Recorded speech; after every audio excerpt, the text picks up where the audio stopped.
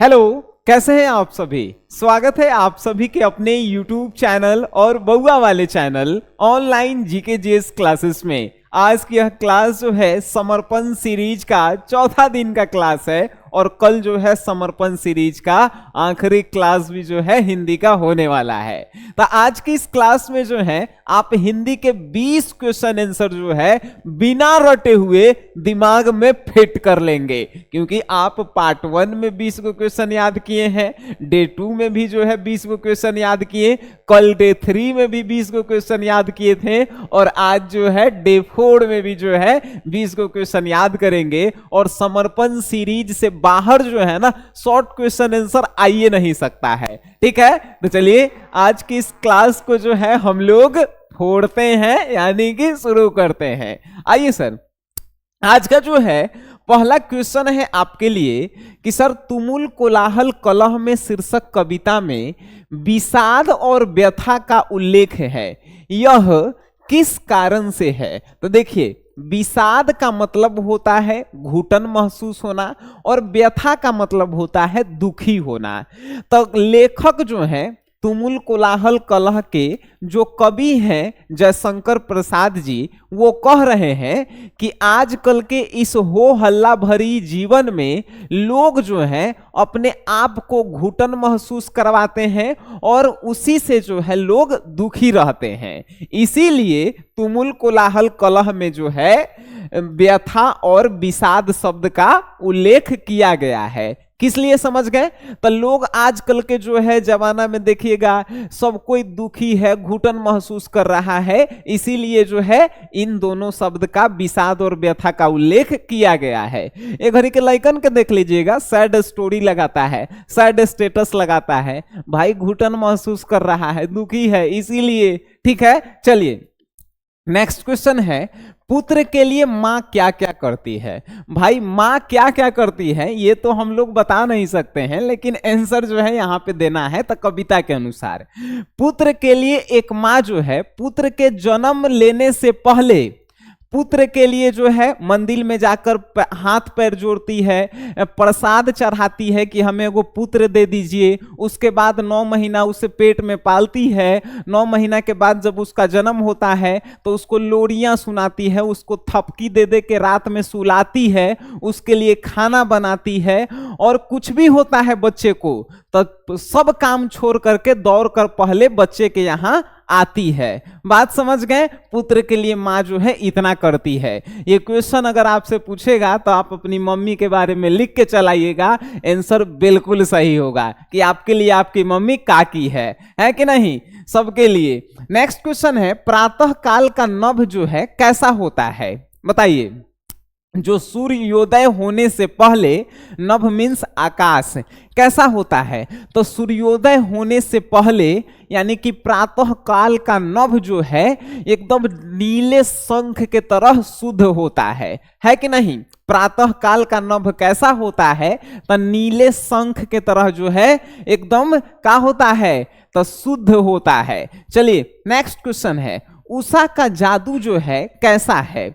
Usha means प्रकाश, प्रकाश का जादू कैसा है? तो प्रकाश का जादू ऐसा है कि पूरी दुनिया को अंधकार से हटा करके उजाला में खड़ा कर देता है कि नहीं? उषा का जादू कैसा है? तो उषा का जादू ऐसा है कि पूरी दुनिया को प्रकाशमय कर देता है कि नहीं? अरे इस सब में से क्वेश्चन कोई भी रटे पड़ रहा है। समर्पण सीरीज का ये डे 4 है और चौथा दिन में 80 को क्वेश्चन हम लोग याद कर लिए है कि नहीं? चलिए क्वेश्चन है, मुक्ति बोध किस परीक्षा में जो है असफल हुए थे। तो भाई बीए के परीक्षा में जो है वो असफल हो गए थे, पता है कि नहीं?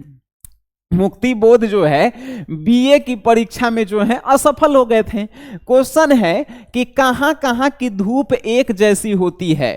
तो कविता के अनुसार, कवि के अनुसार एशिया के, यूरोप के, अमेरिका के सब जगह की धूप जो है एक के जैसन होता है कि नहीं? तो कहां कहां की धूप एक जैसी होती है? एशिया, यूरोप, अमेरिका तीनों जगह की धूप जो है एक जैसी ही होती है। नेक्स्ट है, जन जन का चेहरा एक से कवि का क्या तात्पर्य है। जन जन का चेहरा एक से कवि का यही तात्पर्य है कि दुख हो सुख हो चाहे जो है लोग घुटन महसूस कर रहे हों, चाहे एशिया हो चाहे यूरोप हो, सभी जगह दुख एक ही समान होता है, सभी जगह जो है सुख एक ही समान होता है। इसीलिए जो है लेखक कहते हैं कि जन जन का चेहरा एक है। सुख में सब कोई जो है हंसता है, सभी जगह लोग हंसते हैं, दुख में सभी जगह रोते हैं लोग, तो जन जन का चेहरा एक कहने के पीछे यही कारण है। ठीक है बाबू, चलिए नेक्स्ट है, अधिनायक कौन है? अधिनायक जो है चैप्टर में बताया गया है, कवि बताए हैं कि अधिनायक जो है तानाशाही राजनेताओं को कहा गया है जो लोगों पे अत्याचार करते हैं। यानी अधिनायक कौन है? तो अधिनायक जो है वे नेता लोग हैं, वे राजनेता लोग हैं जो 15 अगस्त 26 जनवरी यानी कि राष्ट्रीय त्योहार के दिन आकर के झंडा फहराते हैं और जनता के खून को चूसते हैं। बात समझ गए? चलिए नेक्स्ट क्वेश्चन है, हरचरना कौन है और उसकी क्या पहचान है? तो हरचरना जो है एक सरकारी स्कूल में पढ़ने वाला गरीब बालक है और उसकी क्या पहचान है?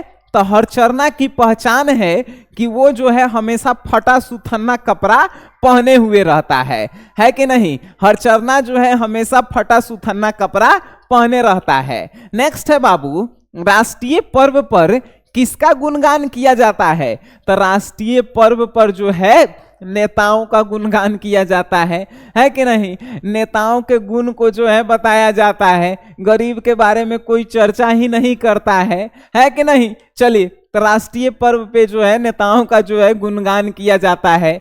अब देखिए ये 10 को क्वेश्चन आपको याद हुआ कि नहीं? कोई क्वेश्चन अगर आपको रटे पड़ गया नाम बदल दीजिएगा, ठीक है? अगर आप जो है इसके पीडीएफ नोट्स चाहते हैं, कुछ करेला है, अभी तक आपकी इंग्लिश और हिंदी कंप्लीट नहीं हुई है, मात्र 5 दिन में पढ़ के आप इंग्लिश और हिंदी कंप्लीट कर सकते हैं, मात्र 5 दिन में। अब कहेंगे कैसे? तो देखिए प्ले स्टोर से आप SGS क्लासेस ऐप को जो है डाउनलोड कर लीजिए। इस ऐप को डाउनलोड करेंगे, यहाँ पे वो 49 रुपया के जो है क्रैश कोर्स मिलेगा। एकरा में इंग्लिश और हिंदी दोनों के जो है मात्र 10-10 गो वीडियो है, 10-10 गो वीडियो। एकरा में हम बताए हैं ऑब्जेक्टिव कौन कौन इंपॉर्टेंट है, बुक के, ग्रामर के, इंग्लिश हिंदी दोनों के। इंग्लिश में ऐसे कैसे लिखना है, हिंदी में निबंध कैसे लिखना है ये बताए हैं। इंग्लिश में आवेदन पत्र कैसे लिखना है, हिंदी में जो है आवेदन पत्र कैसे लिखना है। इंग्लिश में एक्सप्लेन कैसे करना है, हिंदी में एक्सप्लेन कैसे करना है। भाई सब क्वेश्चन के एक ही गो वीडियो है, एक ही गो पीडीएफ है इंपॉर्टेंट क्वेश्चन के, आप इसको ले लिए। अरे इंग्लिश हिंदी के डर खत्म कर दिए। अगर नहीं विश्वास है कमेंट बॉक्स में जाइए, कोई लइकन से आप पूछिएगा कि कोर्स लेवे से फायदा है कि नहीं है। ठीक है, चलिए आगे हम लोग बढ़ते हैं। नेक्स्ट है बाबू, नेक्स्ट क्वेश्चन है आज का कि बताइए हरिचरण को हरचरना क्यों कहा गया है? तो देखिए कविता में मिठास लाने के लिए हरिचरण के जगह जो है हरचरना शब्द का प्रयोग किया गया है और हरिचरण जो है हरचरना का तद्भव रूप है। ग्रामर पढ़े हैं ना, तो हरिचरण जो है हरचरना का तद्भव रूप है। क्वेश्चन बस इतना पूछा है कि हरिचरण के जगह हरचरना क्यों कहा गया है? हरिचरण नाम था लेकिन उसको हरचरना क्यों कहा गया है? तो हरिचरण को हरचरना कहने के पीछे कवि का एक ही मकसद था कि कविता को और मिठास दिया जाए, कविता में शब्द जो है एकदम अच्छा से बैठ जाए। ठीक है, बात समझ गए? चलिए नेक्स्ट क्वेश्चन है बाबू, अशोक वाजपेयी द्वारा रचित हार जीत कविता का केंद्रीय भाव क्या है? तो अशोक वाजपेयी जो कविता लिखे हार जीत, इसका केंद्रीय भाव यानी कि इस कविता के कहने का क्या मतलब है? तो इस कविता का केंद्रीय भाव यही है कि कवि यह कहना चाहते हैं कि जो राजनेता लोग जनता को बुर्बक बना के अपन नारा लगाते हैं, उनको जनता को बताना चाहिए कि आखिर किसकी हार हुई है, किसकी जीत हुई है और किस लिए लोग नारा लगा रहे हैं, लेकिन जनता को ये पता नहीं चलता है।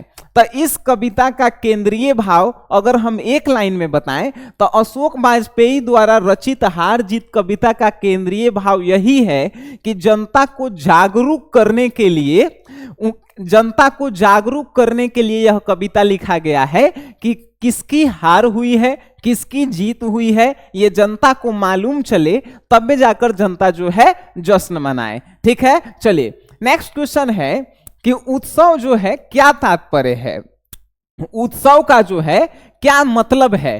तो उत्सव का मतलब है एक कोई विशेष दिन पे आनंदमय महोत्सव करना। ठीक है, जैसे बर्थडे पार्टी हो गया, रिंग सेरेमनी हो गया, उसके बाद जो है शादी के सालगिरह हो गया। तो कोई विशेष दिन पे जब पार्टी किया जाता है तो उसी को उत्सव बोला जाता है। बात समझ गए। चलिए नेक्स्ट क्वेश्चन है, गांव का घर कविता में कवि किस घर की बात करते हैं।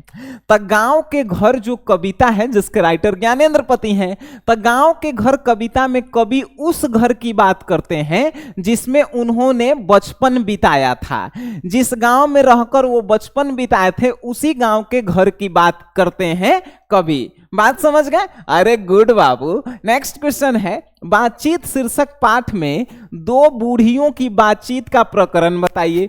अच्छा, गांव में जब दो बूढ़ी आदमी बात करती है तो क्या करती है, अपन बहू के शिकायत, अपन बेटा के शिकायत ये तो करती है कि नहीं। तो ये आपको लिखना भी है कि बातचीत शीर्षक पाठ में दो बूढ़ियों की बातचीत में एक बूढ़ी जो है अपने बहू अपने बेटे की शिकायत करती है, तो दूसरी बूढ़ी भी जो है अपने बहू और अपने बेटे की शिकायत करती है कि देखने हमारा पतोहिया खायला नहीं दी है, तो हमारा बेटवा घर से निकाल दिया है। ये सब जो है बातचीत होता है। चलिए नेक्स्ट क्वेश्चन है बाबू, जारा क्या है। जारा क्या है, मौत है और निमोनिया से मरने वाले को मुरब्बे नहीं मिला करते। वजीरा सिंह के इस कथन का क्या मतलब है। तो वजीरा सिंह कहते हैं कि जारा से मरने वाले लोगों को जो है मुरब्बे नहीं मिला करते। मुरब्बे कहने का मतलब कि शहीद की उपाधि नहीं मिला करती है। जारा से मरने वाले को शहीद की उपाधि नहीं मिलती है, मुरब्बे उन्हें मिलते हैं। यानी कि शहीद की उपाधि उन्हें मिलती है जो देश के बदले जान देते हैं, जो देश के लिए जान दे देते हैं। ठीक है, इस लाइन का कहने का मतलब यही है। बात समझे। चलिए नेक्स्ट क्वेश्चन बाबू, कि जयप्रकाश नारायण कम्युनिस्ट पार्टी में क्यों नहीं शामिल हुए। ये क्वेश्चन 2 बार आ गया। समर्पण सीरीज का पहला दिन का जो क्लास हुआ था उसमें भी हम आपको बताए थे। ठीक है, बताइए, ये तो याद होगा आपको कि बता दें। चलिए बता देते हैं। जयप्रकाश नारायण कम्युनिस्ट पार्टी में इसलिए शामिल नहीं हुए क्योंकि जयप्रकाश नारायण ने लेनिन से सीखा था कि जो देश गुलाम है, अगर वहां के कम्युनिस्टवादी लोग गुलामी के खिलाफ नहीं लड़ रहे हैं तो वो असली कम्युनिस्टवादी नहीं है। इसीलिए कम्युनिस्ट पार्टी में जो है वो शामिल नहीं होते हैं और कांग्रेस में शामिल हो जाते हैं, है कि नहीं। ये तो बउगा वाला क्वेश्चन था। क्वेश्चन है बाबू, भ्रष्टाचार की जड़ क्या है। क्या आप जेपी से सहमत हैं। इसे दूर करने के लिए क्या सुझाव देंगे। देखिए, भ्रष्टाचार की जड़ जो है, भ्रष्टाचार की जड़ जो है जयप्रकाश नारायण क्या बताते हैं। तब भ्रष्टाचार की जड़ है बार बार चुनाव करवाना। ठीक है। दूसरा, क्या आप जेपी से सहमत हैं। बिल्कुल सहमत हैं। तो इसे दूर करने के लिए क्या सुझाव है। तो बार बार चुनाव करना ही जो है भ्रष्टाचार का जड़ है, जिससे पैसा बहुत ज्यादा खर्चा होता है। तो इसका उपाय है कि पूरा देश में जो है एक ही बार चुनाव करवा दिया जाए, मुखिया के, मुख्यमंत्री के, प्रधानमंत्री के, सांसद के, विधायक के, सबके। तो भाई 5 साल तक आदमी जो है आराम से बैठेगा, पैसा सरकार के बचेगा, है कि नहीं। यही जो है सुझाव है। चलिए नेक्स्ट क्वेश्चन है, भगत सिंह ने अपनी फांसी के लिए किस समय की इच्छा व्यक्त की है। यानी भगत सिंह कहे हैं कि हमें किस समय जो है फांसी दे दीजिएगा। तो भगत सिंह कहे हैं कि जब आंदोलन अंतिम समय पे हो, यानी कि आंदोलन जब अंतिम जो है कगार पे हो और मेरे वजह से अगर आंदोलन रुक रहा है तो मुझे फांसी दे दिया जाए, मुझे जो है कोई डर नहीं रहेगा। बात समझ गए। तो आंसर का लिखेंगे कि भगत सिंह ने अपनी फांसी के लिए किस समय को जो है चुना है, यानी कि इच्छा व्यक्त किया है। आंसर लिखेंगे कि भगत सिंह ने अपनी फांसी के लिए जो है आंदोलन के अंतिम समय को जो है चुना है कि जब आंदोलन अपने अंतिम कगार पे हो तब मुझे खुशी खुशी फांसी दे दिया जाए। ठीक है। भगत सिंह एक ऐसे व्यक्ति थे जो अपने देश के लिए जो है साक्षात जो है बलिदान दिए थे। ठीक है। चलिए क्वेश्चन है बाबू, व्यवहारिक राजनीति क्या है? चलिए, व्यवहारिक राजनीति जो है वैसे राजनीति को कहते हैं जिसमें व्यवहार समाज के प्रति अच्छा होना चाहिए, समाज के विकास के प्रति जो है सोचना चाहिए और समाज के भलाई के बारे में सोचना चाहिए। वैसे ही राजनीति को जो है व्यवहारिक राजनीति बोलते हैं। ठीक है, अब बताइए मेरे लाडलों, मेरे लाडलियों, इन क्वेश्चन में से कौन सा क्वेश्चन आपको नहीं याद हुआ? आज समर्पण सीरीज का चौथा दिन, यानी कि 80 क्वेश्चन आपके पूरे दिमाग में चल गया होगा।